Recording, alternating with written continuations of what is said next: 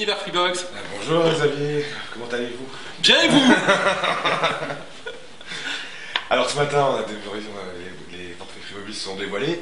Il y a 2 forfaits assez exceptionnels qui ont été dévoilés. Il en manque un aussi que beaucoup de gens entendaient, c'était une clé 3G. Est-ce que Free Mobile va en proposer? Alors ça, c'est un deuxième sujet sur lequel on va revenir, c'est sur la data pure, des offres de data pure. Aujourd'hui, vous avez un mode qu'on n'appelle pas modem ici, mais du tethering de possible. Donc on peut déjà répondre à ce type de choses. Si on a une tablette, ça évite d'acheter une tablette 3G. On peut répondre à ce type de problématique avec un autre portable et en passant le mode partage de connexion. Mais oui, on doit avoir des forfaits data qui doivent sortir purement data. Donc dans les prochains jours, dans les prochaines semaines? Ah non, pas prochain jour, prochaine semaine. Prochaine semaine. La volonté, c'était de faire des offres compréhensibles qui se comparaient par rapport à une grosse partie du marché et d'éliminer des sujets sur lesquels aujourd'hui on n'avait pas de... On a des tout petits marchés. Donc pour simplifier l'offre, délibérément. Une question aussi que se pose les freenotes.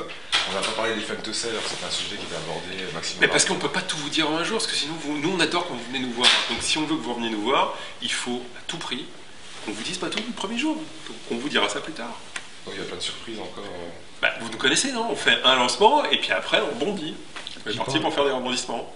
Donc oui, ce matin c'est surtout les forfaits tarifaires qui ont été annoncés. On s'attendait aussi à peut-être avoir des applications spécifiques aux abonnés Free Mobile, donc ça aussi sera dans un deuxième temps ou...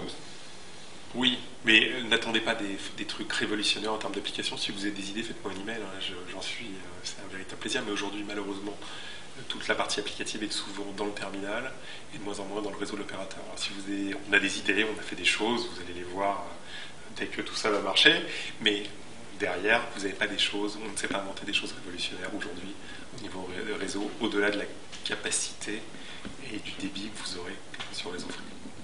Et pour avoir des applications en lien avec la Freebox, par exemple? On a fait des choses, mais derrière, moi, j'écoute toutes les idées que vous pouvez avoir, avec plaisir. On voulait revenir aussi sur le blocage du forfait, la possibilité de bloquer.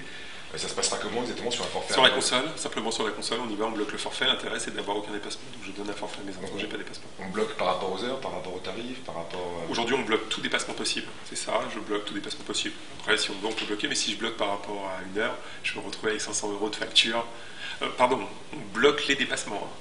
On ne bloque pas l'usage du forfait, on bloque les dépassements. Dépassement de forfait, oui. Voilà, donc c'est-à-dire, en fait, si on prend pour des adolescents, c'est pas de SMS plus ou des choses comme ça. D'accord, on peut pas bloquer par exemple, si on se dit on veut dépenser 10 €, on bloque à 10 €, on bloque à 2 heures par exemple. S'il n'y a que ça à faire, c'est pas très dur. Il y a un truc qui a un peu donné tout le monde à la fin, c'était la limitation à 3 millions d'abonnés. Pourquoi il y a une telle limitation Mais attends, il n'y a pas de problème, nos concurrents disent qu'on fera au maximum 1 million d'abonnés, 3 millions ça peut pas se passer. Donc on dit ça pour le principe, voyons. Donc il n'y a pas à s'inquiéter si on a 3 millions unième. 3 millions, on garantit ces tarifs pour les 3 premiers millions d'abonnés. Au-delà des 3 premiers millions d'abonnés, on refera un impact et on améliorera dans un sens ou dans l'autre, on augmentera les prix, allez savoir. Mais aujourd'hui, les 3 premiers millions sont garantis et on espère continuer ensuite avec ce tarif, avec cette offre, voire mieux. Mais parce que vous n'êtes pas sûr que le tarif soit rentable, des offres aussi peu chères? Merci pour le aussi peu cher, je suis entièrement d'accord avec toi, merci de le dire toi. Non, mais c'est simplement d'évaluer, si tu veux, les consommations au total, pour voir si est-ce que ça rentre dans ce que l'on a mis dans des fourchettes tableurs. Justement, pour votre rentabilité, vous avez combien de temps avant que les concurrents s'alignent sur les forfaits Free Mobile? J'espère qu'ils s'aligneront le plus vite possible. Honnêtement? Honnêtement. Mais honnêtement, on vient pas là pour gagner de l'argent, on vient là pour foutre le bordel. Si on fout le bordel et qu'ils le reconnaissent tout de suite, quelle bonne nouvelle! Franchement, quelle bonne nouvelle! Donc on a envie que, enfin, ils vous rendent l'argent qu'ils vous ont volé pendant des années. Vous vous souvenez pas? C'était les voleurs de patates dans le temps. Rendez les patates. Je sais pas si vous vous souvenez des guignols, ce truc-là. Ben, c'est un peu ça. Donc s'ils pouvaient reprendre l'argent qu'ils ont distribué en dividendes et puis le redonner aux consommateurs, nous on serait ravis. Mais c'est possible pour eux qui ont des frais de fonctionnement, notamment avec les boutiques qui sont beaucoup plus importants au Free, de s'aligner ou c'est pas Le vrai sujet, c'est un problème de gestion. Est-ce qu'ils sont capables de gérer convenablement leur entreprise? Est-ce qu'ils sont capables de réfléchir un petit peu, d'être intelligents? Aujourd'hui, le maximum d'argent est dépensé chez eux dans le marketing. Qu'ils baissent le marketing et qu'ils redonnent de l'argent, du pouvoir d'achat aux consommateurs. C'est comme ça qu'on peut faire des forfaits à 2 €, voire à 0 €. Ça me c'est trop cher, t'es comme moi, c'est trop cher. Je suis d'accord avec toi, c'est pour ça que pour les abonnés, on préfère le Free, on préfère le Free. Mais c'est une offre rentable. Je disais ce matin que c'est une offre rentable, 2 Il euros. n'y a pas d'offre pas rentable. Il n'y a pas d'offre pas rentable. Non. Même celle à 0 euros. Qu'est-ce que c'est que de la voix et de la SMS sur un réseau? C'est simplement des données qui passent. Donc aujourd'hui, de la voix, c'est quel débit de données pour 1 heure, et puis des SMS, c'est quel débit de données? C'est rien. On sait que tout va tendre vers un accès, notre mobile va devenir un accès à l'Internet mobile. Voilà, on sait que c'est ça l'avenir. Le SMS, la voix, ce n'est que des petits machins qu'on transforme aujourd'hui. Le vrai sujet, c'est le réseau. Mais quelque part, il y a un coût de rentabilité aussi sur tout ce qui est installation.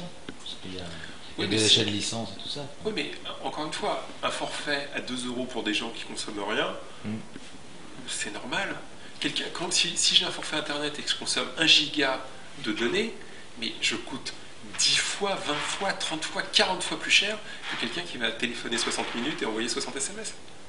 Et qu'est-ce que l'on fait? On rétablit une réalité. Depuis des années, on a décidé de vous faire subventionner l'Internet mobile par la voix. Ça va pas. C'est pas une réalité. La voix ne coûte rien à produire, les SMS ne coûtent rien à produire. Donc il faut en tirer la conclusion. Ce que tu dis clairement, c'est que bientôt on ne paiera plus que la data, ce sera des forfaits data. Est-ce que vous ferez de la voix sur IP par-dessus? On vous intégrera le fixe et le mobile. Mais rapidement, les TA fixes et mobiles vont tendre vers 0. Et à ce moment-là, tout le monde fera ni plus ni moins que de la voix sur IP. Aujourd'hui, quand vous avez un iPhone, vous ne passez plus par SMS, vous passez par e-message. C'est fini, vous ne payez plus de SMS. Et c'est devenu de la data. Si à la fin, tout le monde a le e-message, regardez les SMS, comment pouvez-vous continuer de facturer des SMS à 10 centimes d'euros? C'est quoi? C'est 1,5 méga de data? N'importe quoi. Tu as annoncé ce matin qu'il y avait la fonction modem. Tethering, ouais. On appelle ça partage de connexion, nous. Partage de connexion, d'accord. C'est-à-dire la possibilité, depuis mon terminal, d'émettre un réseau. Et les iPhones qui seront vendus ne sont pas bloqués. Ils ne sont pas bloqués, d'accord. Les serveurs BlackBerry marchent à partir de lundi prochain. Jusqu'à lundi, les BlackBerry prochains ne marcheront pas sur le réseau de Free. L'option BlackBerry est facturée 1 euro TTC. Pourquoi on facture l'option BlackBerry? Parce que BlackBerry nous la facture. Donc sur le forfait, soit on décidait de faire payer tout le monde cette option, ce qui nous poussait à augmenter le tarif, on a pensé que c'était une erreur. Donc l'option BlackBerry sera vendue 1 euro. Donc si vous avez un BlackBerry, pour obtenir les fonctions BlackBerry, c'est 1 euro de plus. Par mois ou... Par mois, j'aimerais bien vous faire une fois, mais appelez BlackBerry, demandez-leur de baisser immédiatement leur prix. Sur la partie 3G, il y avait un fair use de 3 gigas. Et au-delà de 3 gigas, ça va se passer comment? Ce sera directement réduction de débit. Non, réduction de débit, bien sûr. Non, réduction de débit. À quel débit? Progressivement ou sur un palier? Il y a un usage de marché, donc c'est assez... Et comme ça, hein, quand même, c'est assez dur. Je ne sais pas les chiffres exacts, je vous les redonnerai, mais c'est assez dur. Mais c'est des pratiques de marché, hein, ça n'a rien de spécifique ici.